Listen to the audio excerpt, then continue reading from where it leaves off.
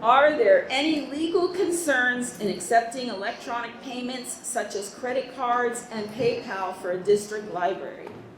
Well, the short answer is no if you do it correctly. So there are some laws that govern this that also apply to municipalities. I don't know who submitted this card, but if you let me know, I can send you links to those laws. But there are some procedures and stuff that you have to follow in order to make that, kosher. But yes, you definitely can take electronic payments or credit cards, even credit cards like online or PayPal. There is options for that. Who would be good to do some board training when starting a large building project? So is the board training on the building project? Like how to handle a building project? Okay. Part of this would depend on exactly what you want trained. Procedures so that we don't do anything that's Not kosher. Okay. So if this has to do with things like financing and like bonds, and you're talking about things like ADA. hiring and things like bidding and. Oh, like the bidding process for contractors, or yeah. Okay. Well, there's probably a wide range. I could probably do it. Your lawyer could do it. Like if you're with answering, she would be able to do it, or someone in her firm could do it. Your co-op director may be able to help you with this as well. So there are a couple different people. It may be that, again, depending on exactly some of your questions, MSU's extension, where they deal, the government, the people who teach the government skills and the municipal leader stuff, they probably would be able to be helpful. And again, like I said, it would be a different voice. Because a lot of what you're talking about is not necessarily specific to libraries.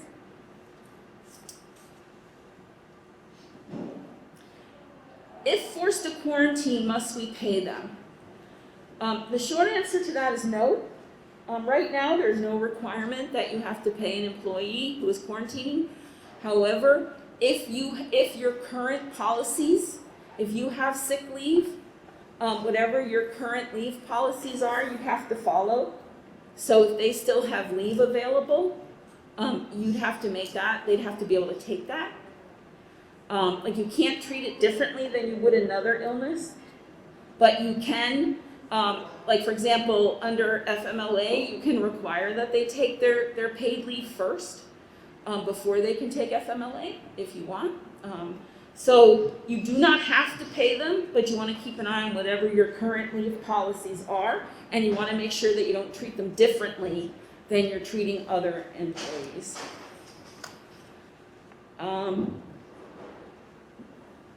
Is there a new directory with phone numbers? This is Shannon's. Oh, this next one is yours too. And so is the next one. Okay, are the stipends for professional development available for registrations and travel? Yes. So if you take a look at the michigan.gov/library CE site, and you scroll down a bit, there's a section for library professional development stipends. And there's a document in there that explains what you could get the funding for and how the funding works. But the purpose is for, yes, you use that for registration purposes, for airfare or hotel, whatever you're doing when you travel to get to these events. The way that the stipend program is set up is you can get up to $500 for a virtual event. So, maybe it's a $50 webinar or maybe it's a $500 virtual conference. You can get up to $500. You can get up to $1,600 for out of state, and then there's some different levels for in-state. Off the top of my head, I think it's $300 for a one-day event, $600 for a 2-day, $900 for a 3-day. So for instance, if you were interested in doing something with another organization, perhaps Michigan Library Association has a particular event, or maybe a series of events that you're interested in attending, you can get, whatever matches, say if it's a cohort that's a year-long thing, and I don't know, it's $1,500 for the year, you could get $900 of that from us to help you subsidize your participation in that particular event.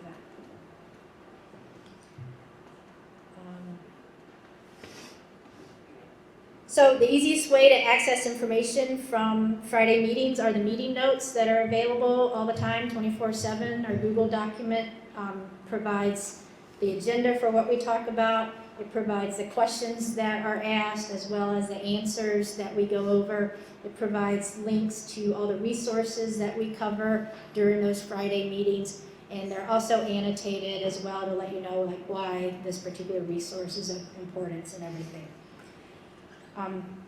If there's anything that's very big, then we also send out emails directly to the library directors through the MI Act Counting Opinions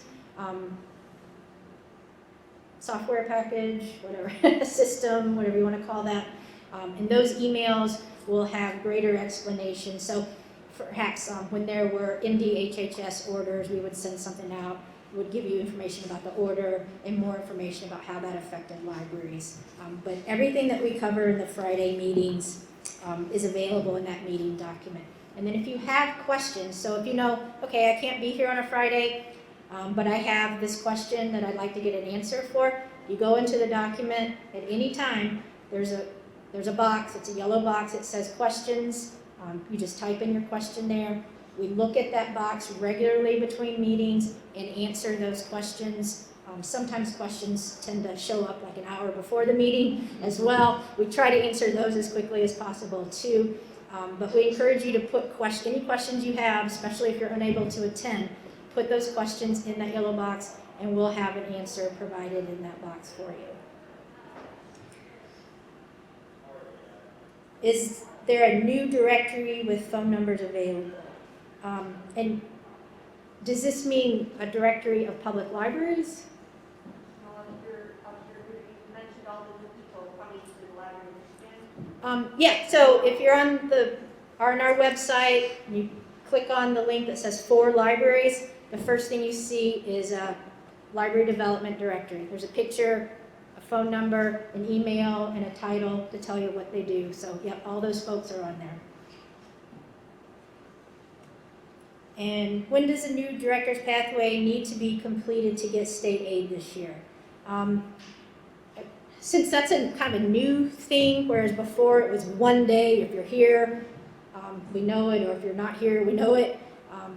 I think it's going to end up working that you will need to complete that by the time February 1st, which is the end of the reporting period. Because at the end of the reporting period, February 1st, is when we start to review the data you've given us, and we take a look at what you submitted. So like a part of that report is for you to write down the director and the certified library staff, and Kathy Webb goes through all that and says, oh, it says John Smith certified at a level 2 or 3. We check our records to make sure that's correct.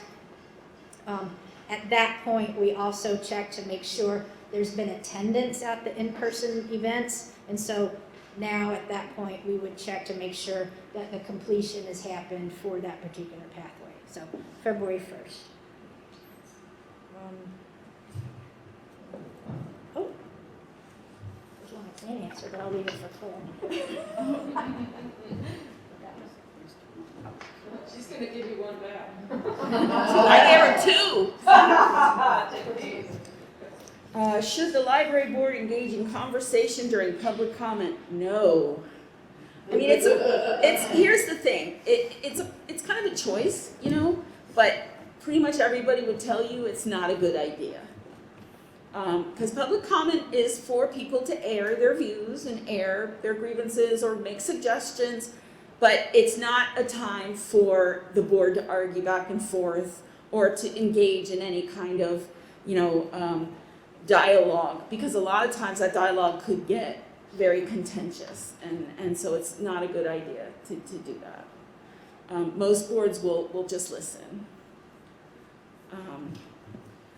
Okay, I also wanted to mention something I forgot to mention before, with the COVID stuff. If one thing you can fall back on, if you have an employee that just will not abide by a internal policy with COVID, is remember you as an employer have to follow the general duty clause of MIOSHA, and which means you have to keep your workplace safe from recognized hazards.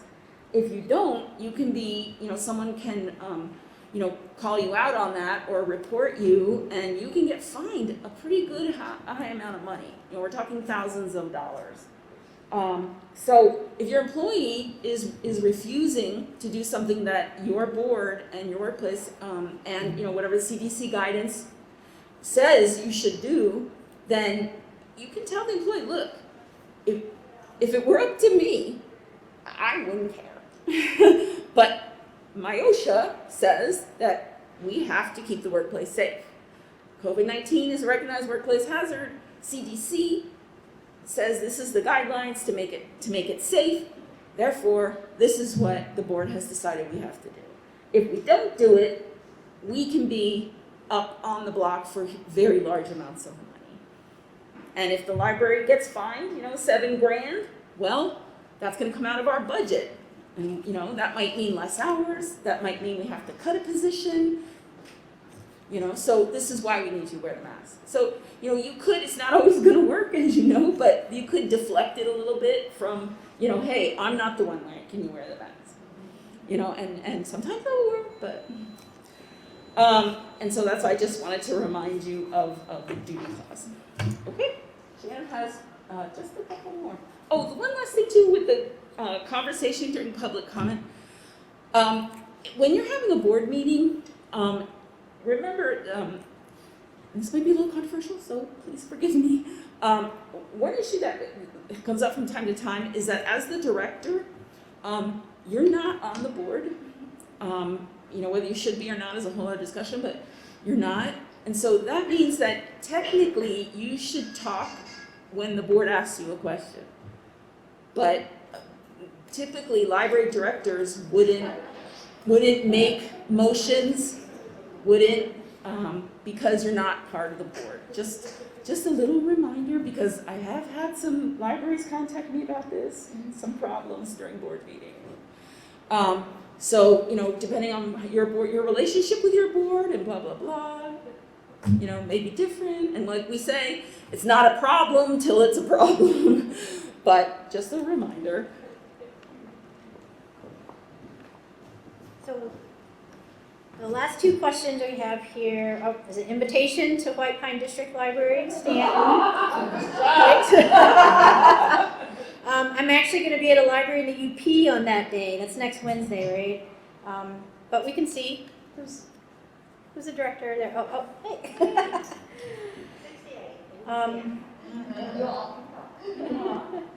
And well, here's a compliment for Clare and I for helping out so much during COVID. And for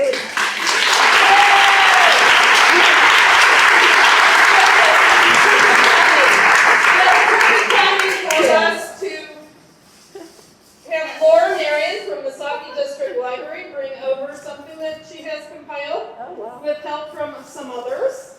Thank you. Yes. Okay. So we did want to say thank you to not just you two. We love having you two and everyone else that helped us on all those Zoom meetings. But we wanted to collect something from many different variety of libraries from up north here, and we appreciate you making the big trip. So it is not just for you two specifically, but nobody else knows that it's there. So however you decide to do it, but we really appreciate it through all this chaos having some order.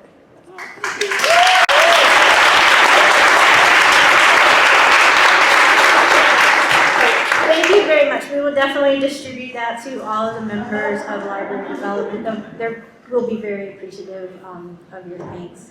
And I want to just turn that around and tell you all what a wonderful job you have been doing out in the library communities across the state of Michigan during the past 18 months. You've had an enormous amount of chaos and something totally new that none of us understand, or still sometimes don't understand how to deal with on a daily basis. and it's hitting you from all sides, and y'all are able to still stand up and make the services available you need to make available in your communities every day, and your staff's there all the time, making sure that all of your programs or services are still going on. So that's a big thank you to all of you out in the library community providing that to Michigan residents.